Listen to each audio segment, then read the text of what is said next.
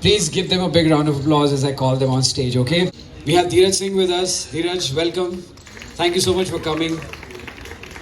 Of course, has written a book, लेकिन उसके अलावा भी has a full-fledged career in media and heads an institute. ज़रा थोड़ा सा पहले अपने बारे में और अपने करियर के बारे में बताइए. Thank you so much, Tarun. The thing is, I've been so many things. I wear so many hats. I'm heading an education institution, teaching media and communication at the moment. But past me, I've been an artist, an abstract artist. I've been a TV person. I've been a journalist, and now with the publication of my latest book called Master Row, I've also debuted as an author. Book is essentially sci-fi thriller, sci-fi political thriller. और जब मैंने लिखना शुरू किया था तो sci-fi political thriller सोच के मैंने नहीं शुरू किया था, लेकिन कुछ I think a book takes its own life and form. आप कुछ सोच के चलते हैं, लेकिन उसके कैरेक्टर्स, उसके जो किरदार होते हैं, वो अपना ही एक जीवन बनाने का सोच लेते हैं. और the way the book progressed, it was very fascinating for me, because as an artist, the most important phase in your life is when you are creating. Also as an author, आपके जीवन का सबसे exciting जो वक्त होता है वो होता है जब आप लिख रहे होते, क्रिएट कर रहे होते. और ये इसलिए होता है क्योंकि आप जूझ रहे होते हैं सिचुएशंस के साथ, कैरेक्टर्स के साथ, और उनको आप शू ऑन करना चाह रहे हैं एक पर्टिकुलर सिचुएशन में, लेकिन वो रिबेल करते हैं आपके खिलाफ और वो कहते हैं कि ये मेरी लाइफ नहीं है, मेरे लिए आप नई लाइफ लिखिए. वो struggle is exciting, also full of a lot of stress. मेरे सारे बाल सफ़ेद हो गए, but it is fun. I have to tell you that the grey hair looks great on you. Thank you. Take it as a compliment, please. और एक चीज़ मुझे पता है राइटिंग के बारे में, और ख़ासतौर पर किताब लिखने के बारे में, मुझे ऐसा लगता है कि जब आप डिसाइड करते हो कि मैं कोई किताब लिखने वाला हूँ, अब मैं ज़िंदगी के आगे के 2 साल 3 साल इस किताब को दूंगा और कुछ इसमें लिखूंगा, और ख़ासतौर पर अगर वो फिक्शन हो तो जैसे आपने कहा वो किरदार भी फिर अपनी उसकी एक अलग ज़िंदगी हो जाती है, वो एक अलग अपनी शेप लेने लगता है, और फिर वो किताब एज ऑथर को, ऑथर तो किताब को गढ़ता ही है और उसको बदलता रहता है, पर वो किताब भी उसको गढ़ रही होती है इतने 2-3 सालों में जब वो लिखी जा रही होती है, right? So have you felt those changes in you कि यार you know in the period that I have written this book I have changed a little bit? Yes, absolutely. एक टाइम था जब किताब मैंने कंप्लीट की और उसकी तरफ मैं देखना भी नहीं चाह रहा था, because you just so full of it, you in a sort of funk.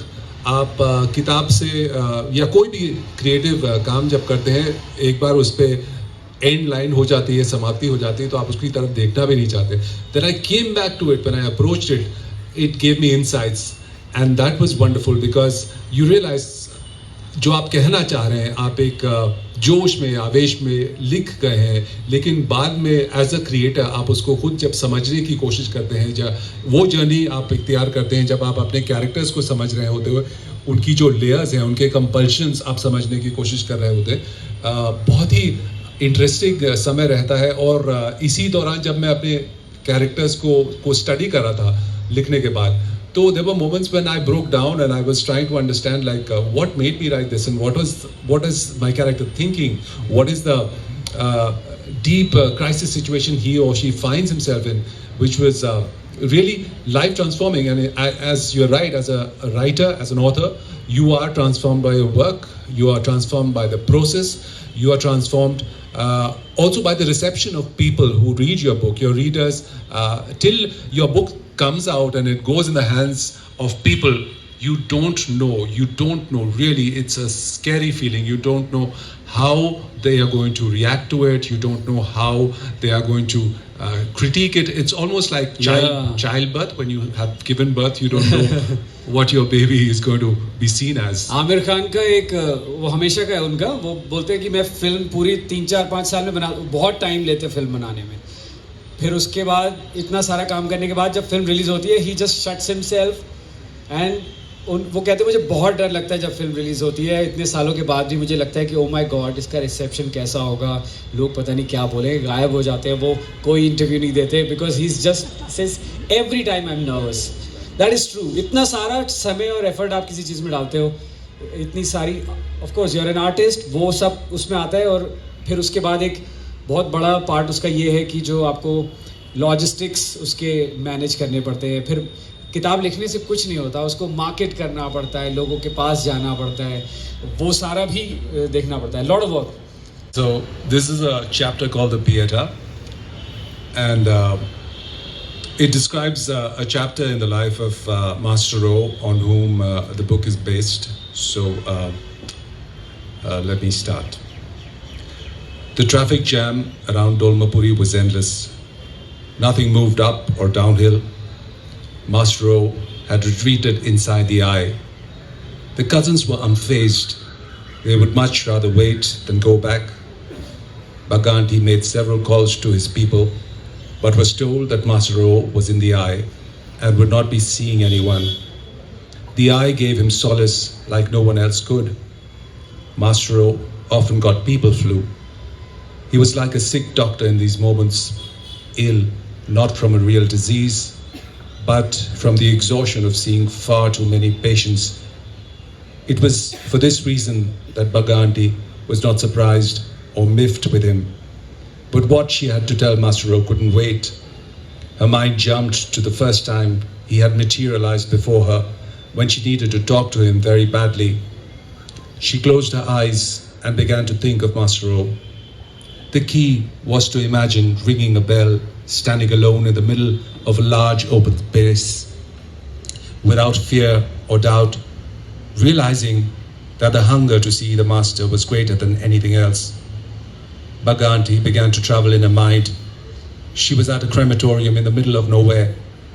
There was a pyre burning. She could see 2 feet silhouetted in the orange flames. The sound of crackling wood and the smell of burning human flesh filled her with anxiousness. How will I see Master O if I'm afraid, she thought.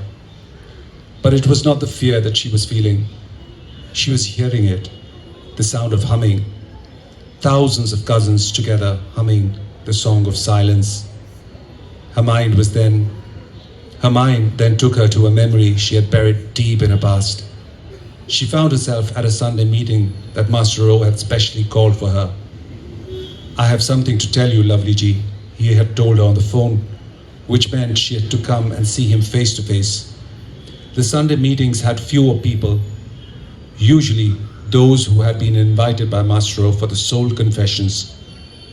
It meant Master O knew every one of the cousins in the group by name, because he had been working with them for a long time.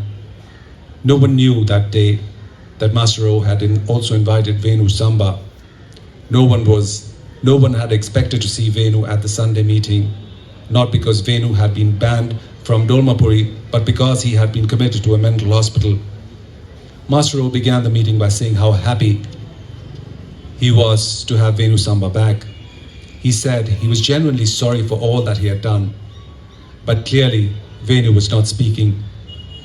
Because as soon as Master O had finished speaking, Venu stood up and pointed a gun at Master O. Baganti had never felt that kind of helplessness before. Venu Samba had fired his gun almost as soon as he had pointed it at Master O. Baganti felt a terrible thwack in her gut. Was he going to die? Venu was too close to have missed his aim.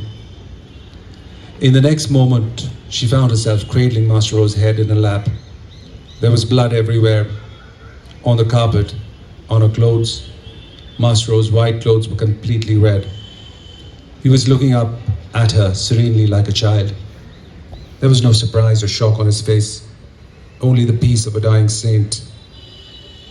Like Saint Sebastian of the Arrows, or Bhishma of the Arrow bed, Baganti began to weep silently at the memory of that day. They had all thought that they had lost him forever. What is it, lovely G? What have we understood today? She looked up, and he was on the seat next to her. She was surprised to see him, just relieved that he lived. Wow. Thank you. One apple. If I want to be an author when I grow up, what should I do? Who wants to take this question? Okay. There's no wrong writing, no bad writing, just be bold and express yourself. Don't let anyone tell you ये अच्छा नहीं है, ये correct नहीं है, सही नहीं है. जो भी आपके मन में आता है उसको खुल के express करिएगा. आपका नाम बता दो. Ira. To add to that, I would also say the demarcation between prose and poetry is not so stark, because some of the descriptions when I'm describing a scene can also be very poetic. How the light is falling through or what the person is feeling, it's very internal. Yet the mood can be very poetic. So in a writer's mind, the line is not very strongly drawn out that this is prose or poetry. Anything that is working to create the mood in the mind of the reader can be poetic. So that is how I see it. Wonderful.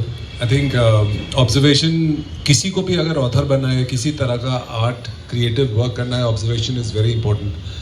From childhood, I think inborn था मेरे लिए, और I think the other authors on the panel would also agree with me. We are all sort of flies on the wall. We are observing things. We are. It's like a camera is running all the time, and we are just absorbing, and I don't know. As a child, I didn't know where it was leading, because at that time one didn't know one wanted to be an author, but it was definitely a camera was running, and we were recording and writing. My first poem that I wrote was published in the newspaper in my city of Lucknow when I was 10, 11 years old, and that sort of gave me this insight. It was that eureka moment that wow, if the newspaper can publish my story or my poem, then definitely I have something in me. Yeah, so that was a great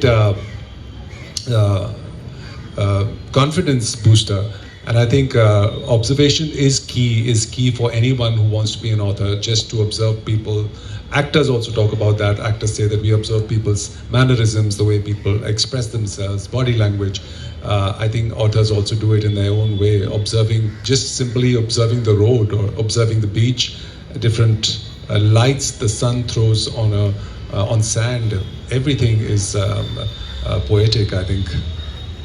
Genre that the question was about. I don't think one should be fixated on the genre. The story will find its own mold or method to be said or told, because I think most of the time a lot of young authors or want to be authors have this thing in their mind that should I write a novel, should I write this, should I write that. Different forms work for different stories. You know, there's a book by Vikram Seth, and the whole book is in verse. It's like in a poem form, and that is the only verse book that he's written. Gate, I think it's called something. And that's the only poetry book he's written, or a book in verse he's written. So, and he said that this was the only way I could have told this story. And it's also autobiographical, that book, and he talks about his struggles being an LGBT person, but it's very undercurrent. It's not laid out completely. So I think the form your story takes is irrelevant. The story is important. Just concentrate on the story. What is it that your heart, your gut wants to say, and that will find its own form.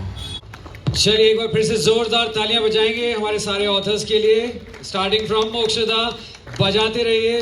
Tejaswini Divya Nayak, Dheeraj Singh, Urmi, Rumi and संतोष का Singh sir.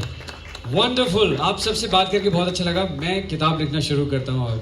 Ladies and gentlemen, my name is RJ Tarun. I'm your host for this, and of course we've overshot our time here. And Makarand Deshpande ji is ready with his play that we're all been waiting for. Let's go inside and start the play.